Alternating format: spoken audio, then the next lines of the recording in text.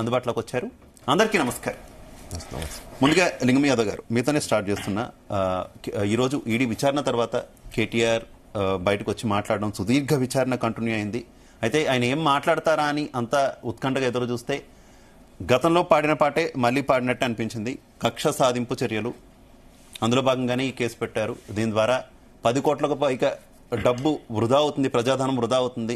దాన్ని రైతులకు సంబంధించి రుణమాఫీ చేయడానికైనా ఉపయోగిస్తే బాగుంటుంది అంటూ కూడా ఒక సలహా కూడా ఇచ్చినటువంటి సిచ్యువేషన్. అలాగే ఒక సవాల్ కూడా విసిరారు. అది మీరు ఆల్రెడీ ఆఫ్ కోర్స్ చూశారు. ఏంటి, ఏం చెప్తారు? ముందుగా జీ న్యూస్ ప్రేక్షకులకు, మీకు పెద్దలు, కోపాన్స్లందరికీ నమస్కారం అండి. ఎస్, డెఫినెట్గా అంటే కేటీఆర్ 10 ఏళ్ల పాలనలో, కేసీఆర్ 10 ఏళ్ల పాలనలో ఏ విధంగా ఆర్థిక విధ్వంసం జరిగింది, వ్యవస్థల విధ్వంసం జరిగింది. 10 ఏళ్ల పాలనపై ఆనాడు కాంగ్రెస్ పార్టీ మేనిఫెస్టోలో మా చైర్మన్ శ్రీధర్ బాబు గారి ఆధ్వర్యంలో యాజ్ ఎ మెంబర్గా మేము మా మేనిఫెస్టోలోనే చాలా స్పష్టంగా చెప్పడం జరిగింది. కేసీఆర్ 10 ఏళ్ల పాలనపై, అవినీతి అక్రమాలపై జ్యుడిషియల్ ఎంక్వైరీ ఇస్తున్నాం. ఇవాళ దానికి అనుగుణంగానే కాళేశ్వరం నుంచి మొదలు పెట్టుకుంటే ఇవాళ గొర్రెల స్కాము, చేపల స్కాము, టెలిఫోన్ ట్యాపింగ్, విద్యుత్ కొనుగోలు, ఇవాళ land mafia, sand mafia, liquor mafia ఒక్కొక్కటిగా బయటకు వస్తుంది. ఇక ప్రత్యేకించి ఈ రోజు కేటీఆర్ ని ఏదైతే ఈడీ విచారించిందో ఫార్ములా ఈ రేసు, ఆనాడు మున్సిపల్ శాఖ మంత్రిగా ఉన్నటువంటి కేటీఆర్ గారు 55 కోట్ల రూపాయలని విదేశీ కంపెనీలకు వితౌట్ ఆర్థిక శాఖ అనుమతి లేకుండా, కేబినెట్ అప్రూవ్ అనుమతి లేకుండా, ఆర్బీఐ అనుమతి లేకుండా ఒక విదేశీ కంపెనీకి ఇచ్చాడని దాని మీదనే ఇవాళ దీని వెనుక 55 కోట్లే కాదు, దీని వెనుక ఫెమా చట్టాన్ని ఉల్లంఘించి పెద్ద ఎత్తున మనీ లాండరింగ్ జరిగింది, క్విడ్ ప్రో జరిగింది. ఇవాళ ఆనాడు కేటీఆర్ మౌలిక ఆదేశాలతో ఉంటే 55 కోట్ల రూపాయలని ఇచ్చాడనేది ఇవాళ ఆనాడు మున్సిపల్ శాఖ సెక్రటరీగా ఉన్నటువంటి ఐఏఎస్ అరవింద్ కుమార్ గారు చాలా స్పష్టంగా చెప్పారు. అది election model code of conduct అమల్లో ఉన్నప్పుడు. ఇంకొకటి, ఆనాడు రాష్ట్ర ప్రభుత్వం ఒక ఫెసిలిటేటర్ మాత్రమే. అంటే మరి గ్రీన్కో అనే కంపెనీ అది స్పాన్సర్ ఉన్నటువంటి కంపెనీ ఇప్పుడు 55 కోట్ల రూపాయలను ఎఫ్ఓకు ఏ విధంగా ఇచ్చాడు, ఎవరి అనుమతి లేకుండా? ఇదేం రాజరికం కాదండి, ప్రజాస్వామ్యంలో ఉన్న రాజ్యాంగబద్ధంగా పాలన జరుగుతుంది. నియంతగా ఇష్టం ఉన్నట్టు ఇవ్వడానికి వీలు లేదు. దానికి ఎంక్వైరీగానే ఇవాళ ఈడీ విచారణ జరుగుతుంది. మరి దీనివల్ల 8 కోట్ల రూపాయలని ఇవాళ హెచ్ఎండిఏ ఆదాయ పన్ను శాఖకు చెల్లించడం జరిగింది. ఎందుకంటే విదేశీ కంపెనీకి డబ్బులు చెల్లించేటప్పుడు ఆర్బీఐ అనుమతి, ఆర్థిక శాఖ అనుమతి తప్పనిసరి. మరి అవేమి పాటించకుండా కేటీఆర్ చేసింది అవినీతి అనేది చాలా స్పష్టంగా కనబడుతుంది. దీని వెనుక పెద్ద ఎత్తున ఆర్థిక లావాదేవీలు జరిగినాయి. ఇది కనబడడానికి 55 కోట్లు మాత్రమే కాదు, దీని వెనుక పెద్ద ఎత్తున లావాదేవీలు. ఇవాళన్నీ ఎంక్వైరీ జరుగుతుంది. ఇవాళ నువ్వు అవినీతి అక్రమాలే చేయకపోతే నువ్వు ఎందుకు భయపడుతున్నావు అండి? ఇవాళ నువ్వు ఫేర్గా ఎంక్వైరీ పోవచ్చుగా. మనం చూసిన మొన్ననే హైకోర్టులో క్యాష్ పిటిషన్ వేసిండు. మరి నువ్వు ఎందుకు భయపడుతున్నావు? ఎంక్వైరీ పోవడానికి ఇంత భయపడితే ఎందుకండి? ఇవాళ నువ్వు ఇంకొక కేసే, ఈ కేసుకి ఇంత భయపడితే నీ 10 ఏళ్ల పాలన అంతా అవినీతిమయమే కదా. వెయిట్ చేయండి, ఇంకొకటిగా బయటకు వస్తుంది. మీరు చేసినటువంటి ఏ విధంగా ఆర్థిక విధ్వంసం జరిగింది ఇవాళ బయటకు వస్తుంది. మీకు అంత తొందర ఎందుకు, అంత ఉలికిపాటు ఎందుకు? ఇవాళ అధికారం కోల్పోయిన తర్వాత కేటీఆర్ ఒక ఫ్రస్ట్రేషన్ లో ఏది పడితే అదే మాట్లాడుతుండు. ఇవాళ జరిగింది ఏందండి? ఈడీ నిన్ను ఎందుకు పిలిచింది? నువ్వు 55 కోట్ల రూపాయలు ఎట్లిచ్చినావు, ఎవరు అనుమతి లేకుండా ఎట్లిచ్చినావు? ఇవాళ ప్రజాస్వామ్యంలో ఉన్నావండి. నువ్వు మంత్రి అయినా, ముఖ్యమంత్రి అయినా, చివరకు ప్రధానమంత్రి అయినా కూడా there is a rules and regulation, ఒక ప్రొసీజర్ ఉంటుందండి. 1 రూపాయి ఖర్చు పెట్టాలన్నా ప్రజల సొమ్ము, తెలంగాణ ప్రజల కష్టార్జితమైన సొమ్ముని నువ్వు దాని గురించి మాట్లాడకుండా నువ్వు ఇష్టం ఉన్నట్టు ముఖ్యమంత్రి మీద నువ్వు సవాల్ చేసే స్థాయి నీది కాదు. మీ నాయన కేసీఆర్ ఉండి ఆయన ఫామ్ హౌస్ లో పడుకుంటూ రమ్మను కేసీఆర్ ని, ఇద్దరు మాట్లాడతారు. ఒక మాజీ ముఖ్యమంత్రి వాళ్ళు మాట్లాడుకుంటారు. నీ స్థాయి అంతా కాదు. నువ్వు జరిగింది ఇవేంది, నువ్వు ఎట్లా ఇచ్చినావు దాని గురించి చెప్పు. ఎక్కడ కూడా మీరు చూడండి, ఇప్పుడు ఇంత ముందు ప్రెస్ మీట్ లో కూడా నువ్వు ఏ విధంగా ఇచ్చినావు. ఇదే కేటీఆర్ ఏమన్నాడండి మొన్న గతంలోనే బీఆర్ఎస్ భవన్ లో ప్రెస్ మీట్ పెట్టి, నేనే ఇచ్చిన, నన్ను అరెస్ట్ చేసుకోరి, జైలు పోతా, స్లిమ్ గా అయితా, ఫిట్ గా అయితా, యోగా చేస్తాను. మరి ఎందుకంత భయపడుతున్నావు? దేనికోసం చిన్న విషయం. ఇవాళ చాలా డెఫినెట్ కూడా ఇవాళ కేటీఆర్ అవినీతి అనేది చాలా స్పష్టంగా కనబడుతుంది. కేటీఆర్ భయపడుతుండు. డెఫినెట్ కూడా చట్టం ముందు అందరు సమానం అండి. ఇవాళ కేటీఆర్ అయినంత మాత్రం ఇంకోరు ఎక్సోవయ్య కాదు. డెఫినెట్ కూడా కేటీఆర్ అవినీతి చేసిండు. తొందరలోనే జైలు పోతారు. మీరు చూడండి. అందుకే ఆ భయంతో, ఫ్రస్ట్రేషన్ తోటి ఏది పడితే అది మాట్లాడుతారు.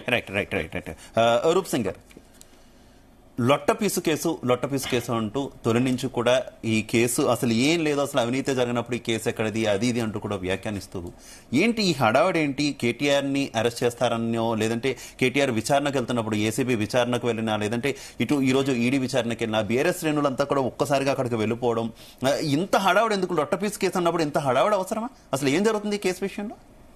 ముందుగా జీ తెలుగు న్యూస్కు కుటుంబ సభ్యులందరికీ కూడా హృదయపూర్వక నమస్కారాలు. మీరు చూస్తున్నటువంటి పరిణామాలను మీరు ఆల్రెడీ గమనిస్తూ ఉన్నారు. కేటీఆర్ అవినీతి చేశాడు అనేటువంటి ఫిర్యాదును 2-3 నెలలు స్టార్ట్ అయింది. అంతకంటే ముందు కాంగ్రెస్ ప్రభుత్వం, ముఖ్యమంత్రి రేవంత్ రెడ్డి గారు 10 సంవత్సరాల్లో తెలంగాణనంతా దోచేసి పెట్టేసుకున్నారు.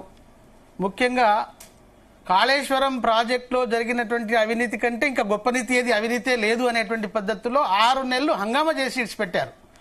వాళ్ళ మొత్తం ఉన్నటువంటి ప్రభుత్వ యంత్రాంగాన్ని తీసుకెళ్లి విజిట్ చేయించారు. ఏమైంది మరి? ఏం చర్యలు తీసుకున్నారు దాని మీద?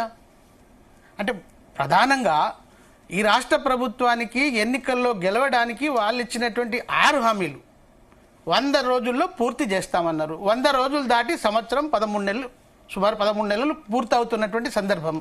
అది ఆచరణలో అమలు చేసేటువంటి పరిస్థితి ముఖ్యమంత్రికి లేదు, కాంగ్రెస్ ప్రభుత్వానికి లేదు. కానీ జవాబు చెప్పాలి జనాన్ని జవాబు చెప్పడానికి తగినటువంటి గ్రౌండ్ లేదు కాబట్టి వాటి నుంచి తప్పించుకోవాలి అనుకున్నప్పుడు మైండ్ గేమ్ ఆడాలి.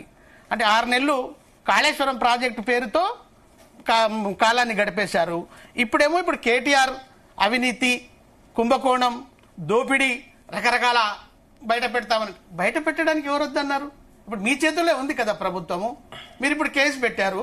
కేసు పెట్టిన దానికి చట్టబద్ధంగా న్యాయబద్ధంగా ఉన్న అవకాశాలన్నింటినీ వాడుకుంటూ తగినటువంటి జవాబు చెప్పడానికి నేను సిద్ధంగా ఉన్నా అని కేటీఆర్ బహిరంగంగానే సవాల్ విసురుతున్నాడు. మరి ఎందుకు స్వీకరించరు? నిండు అసెంబ్లీలో కూడా అడిగారు కదా, ఏ అంశం మీద అయితే మీరు నా మీద ఆరోపణ చేస్తున్నారో నేను వాటిని పూసగుచ్చినట్టు జవాబు అన్నిటికీ ఇస్తానని ఆయననే టైం అడిగితే చర్చించడానికి మీకేం వచ్చిన ఇబ్బంది ఏంటి?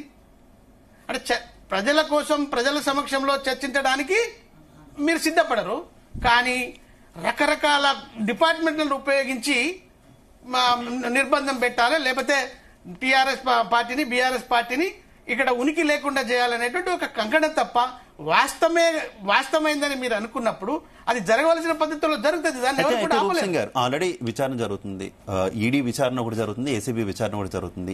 ఈ విచారణల మీద అనుమానాలు వ్యక్తం చేస్తున్నారు, వీటి మీద ఆరోపణలు చేస్తున్నారు. ఎందుకు వాటికి పూర్తి స్థాయిలో సహకరిస్తూ ఉంటే ఈ సవాల్ అవసరం లేదు కదా? మరి లై డిటెక్టర్ ఇవన్నీ కూడా అంత అవసరమే ఉంది? న్యాయమూర్తి సమక్షంలో లై డిటెక్టర్ టెస్ట్కి అటెండ్ అవుతాం, అంటే మీడియా ముందు అటెండ్ అవుతాం, అంటే ఇవన్నీ ప్రజాస్వామ్యంలో మనకున్నటువంటి చట్టాల్లో న్యాయబద్ధంగా జరిగే పనేనా? ఇదంతా ఒక డ్రామా కింద ప్రజలకి వెళ్ళేటటువంటి అవకాశం లేదు. కాంగ్రెస్ ప్రభుత్వం ముఖ్యమంత్రి రేవంత్ రెడ్డి గారి మీద, కేటీఆర్ గారికి కానీ టీఆర్ఎస్ సైన్యానికి కానీ నమ్మకం లేదు. మొన్ననే కదా లగచర్ల ఇష్యూలో పట్నం మహేందర్ రెడ్డి గారి పైన పెట్టినటువంటి కేసులేంటి, తీసుకొచ్చినటువంటి ఆధారాలేంటి? అంటే లోపల ఇండివిజువల్ గా ఒక్కరిని తీసుకెళ్లి వాళ్లే పేపర్ రాసుకొచ్చి వీళ్ళు సంతకం పెట్టారని చెప్పేటువంటి సాహసంలో రేవంత్ రెడ్డి వెనకాడట్లేదు. అంటే ఆరోపణని నిజం చెప్పడానికి లేదా వాళ్ళ వాదనను రుజువు చేసుకోవడానికి ఏ పవర్ నన్నా ఉపయోగించి కేసులలో బలాయించాలనేటువంటి కుట్ర ఉంది. అందుకనే ఆయన పబ్లిక్ గా నేను చెప్పడానికి రెడీ ఉన్నా, నేను అక్కడ రూపాయి కూడా చేతులు మారలేదు. ఏ ప్రభుత్వ డబ్బులైతే ఉన్నాయో, ఏ కంపెనీతోనైతే ఒప్పందం జరిగిందో 2 దఫాలుగా వాళ్ళకి ఇచ్చాము. 3వ టర్మ్ మీకోసం మీ దగ్గరికి వచ్చి మాట్లాడే కూడా పోయారు కదా. మరి వాళ్ళు అప్పుడు లేనటువంటి చర్యలు, ఫిర్యాదులు ఈ కాలంలోనే ఎందుకు వచ్చినాయి? అంటే ఇచ్చిన హామీలు ఒక్కొక్కటి ఫెయిల్ అవుతూ వస్తున్నటువంటి క్రమంలో ప్రజల యొక్క మైండ్ ను డైవర్ట్ చేయడానికి